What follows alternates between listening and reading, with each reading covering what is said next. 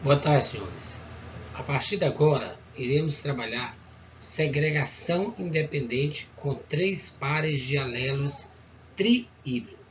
Até então, trabalhamos em aulas anteriores duas características que se segregam independentemente. Agora vamos trabalhar três pares de alelos, mais conhecido por tri-híbridos. Híbridos, comumente, nós já falamos, que é quando os fatores são diferentes. Tipo, o gene azão com o azinho, bezão com o bezinho.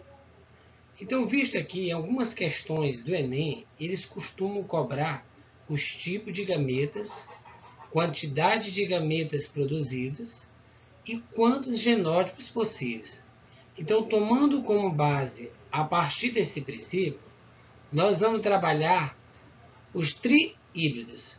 Como você costuma ver aqui, através da canetinha, que eu vou mostrar para vocês aqui, nesse momento, olha, azão, azinho, o par bezão, bezinho, e o par cezão, cezinho. Então, cada par desse aqui diferentes relaciona um tipo de característica.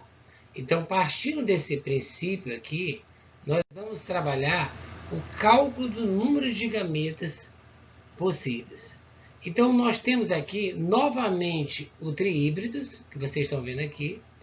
Nós temos aqui 1, 2, 3 pares de cromossomos, que está sendo visto aí por vocês. Logo em seguida, ora, para cada par eu tenho um gene, seja gene azão, gene azinho, gene bezão, gene bezinho, e o gene cezão e o gene cezinho. Então, como eu iria trabalhar essas 1, 2, 3 características? Vamos ver a seguir. Nós temos aí o cálculo do número de gametas. Se eu já tenho os genes, tá aqui, ó, os 3. Então, a partir de agora, eu vou usar uma fórmulazinha matemática muito conhecida. 2 elevado a n. Nós sabemos que o n passa a ser o expoente, né? E o 2 passa a ser a base. Então, esse n é o número de heterozigoses. Aqueles pares diferentes, azão, azinho, que nós já comentamos em aulas bem anteriores. Então, nós temos 2 elevado a n. Ora, 2 elevado a n. Mas que é n? O número de heterozigoses. Olha aqui, ó. 1 heterozigose, 2 que é a bezão, bezinho, e 3 que é a cezão, cezinho. Então, 1, 2, 3. Então, vai ficar 2 elevado à terceira. E 2 elevado à terceira, vocês sabem bastante a potência, que nós vamos ter 8 tipos de gametas. Agora aqui, ó. Agora eu quero saber quais são os tipos de gameta que eu vou ter. Ó, olha aqui, ó. Triíbridos, azão, azinho, bezão, bezinho e cezão, cezinho. Primeira coisa que eu tenho que fazer nesses tipos, pega-se o primeiro, aqui é o primeiro par, e separa-se, combinando com o segundo par. Então, esse azão, ele vai combinar com bezão, e ele vai combinar com bezinho, já que eles são híbridos. Depois, pega o segundo par e vai combinar com o terceiro. Ó. Combina com cezão, combina com cezinho. E o bezinho, combina com cezão e combina com cezinho. Agora, veja bem, ó, o outro componente do par, o azinho, vai se combinar com bezão e vai se combinar com bezinho. Esse bezão vai se combinar com cezão e vai combinar com cezinho. O bezinho vai combinar com o cezão e com o cezinho. Então, se nós observarmos, vai ficar assim, ó, azão, bezão, cezão. Tá aqui, ó. Azão, bezão, cezinho. Azão, bezão, cezinho. Azão, bezinho, cezão. Azão, bezinho, cezão. Azão, bezinho, cezinho. Azão, bezinho, cezinho. Olha aqui, ó. Azinho, bezão, cezão. Azinho, bezão, cezão. Azinho, bezão, cezinho. Azão, bezão, cezinho. Olha aqui. Azinho, bezinho, cezão. Azinho, bezinho, cezão. Azinho, bezinho, Czinho, Azinho, Bzinho, Czinho. Ok, gente? Agora eu tenho aqui um problema para se discutir. Um determinado indivíduo trihíbridos produzirá gametas do tipo ABC em que proporções? Veja bem, para eu saber em que proporções, eu tenho que saber todas essas combinações. Caso eu não saiba as combinações, eu não vou saber qual a proporção, porque eu tenho que saber as quantidades. Vejamos agora. Quais os tipos de gametas? Ora, nós fizemos ainda agora. O problema pede Azão, Bzão, Czão. Quantos Azão, Bzão, Czão tem aqui? Ó? Eu tenho aqui não tem, não, não, não, não e não. Se eu não tenho nenhum desses, eu vou contar o total. 1, 2, 3, 4, 5, 6, 7, 8. Então, se eu tenho 8 gametas e apenas um tipo ABC ele não se repete, então a proporção é de 1/8, ou 1/8.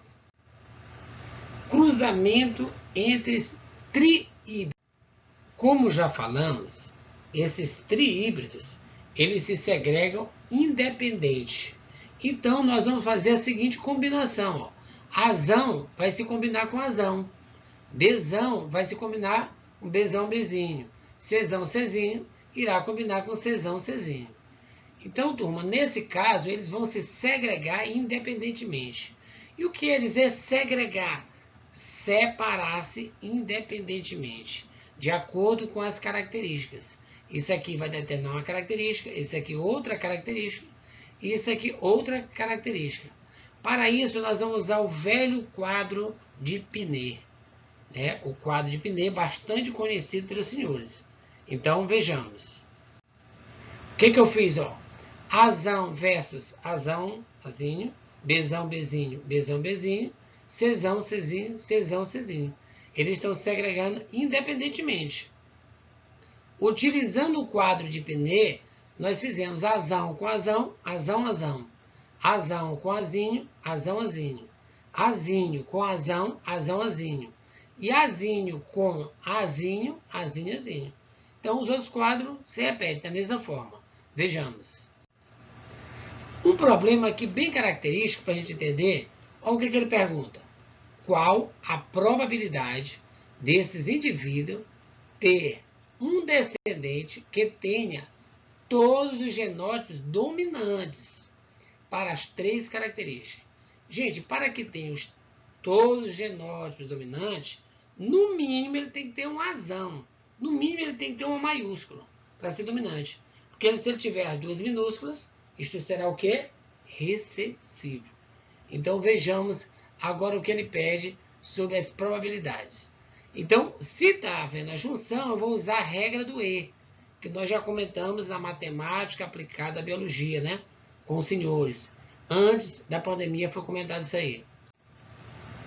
Ó, como já sabemos a regra do E, nesse caso multiplica-se as razões matemáticas.